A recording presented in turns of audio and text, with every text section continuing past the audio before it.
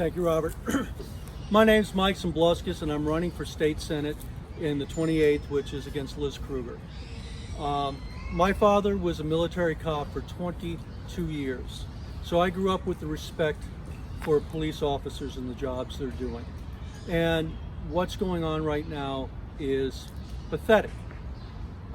You know, the Black Lives Matter and Antifa and the protesters, they say that words mattered before this. But every day they are hollering, police are murderers, police are racist. And that's why the politically woke is intellectually broke, because they cannot stand up to the scrutiny of their own ideology. They're big hypocrites. They don't know their history. That's why they're tearing down statues of Grant. They tore down a statue in Massachusetts of a black regiment that fought in the in the Civil War. What nonsense is that?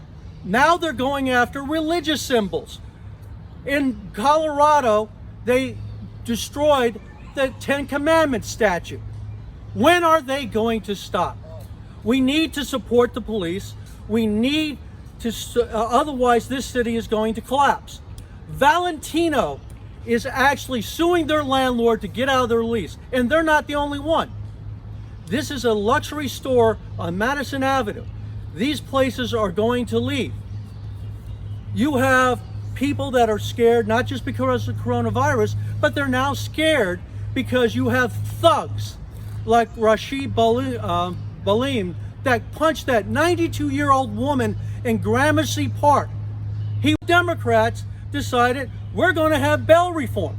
We're going to not let anybody in jail for actually hurting people. He could have killed her. He could have killed her. She was in a walker and he hit her. This is the stuff that we have to support our police, because otherwise it's going to get worse and worse. We have crime on the rise.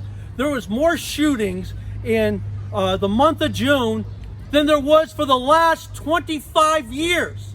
And that's only going to increase. We need to stop this stuff.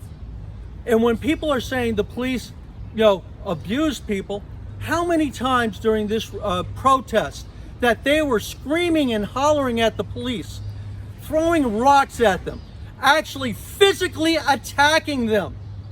And yet we have a handful of incidents of people complaining about police brutality. And I bet you when you review a lot of those, the protester probably started it. You have police worried for their lives when you have people throwing Molotov cocktails at a police car with 4 people in it. That's a dangerous weapon. And 2 of the people that threw Molotov cocktails are lawyers, and 1 was on Community Board 5. This is a problem that if we don't defend the police, show them that we support them, this city is going to collapse back into the 70s and 80s, and probably even worse than that, because we do not have the infrastructure that we once did that would support housing and everything else.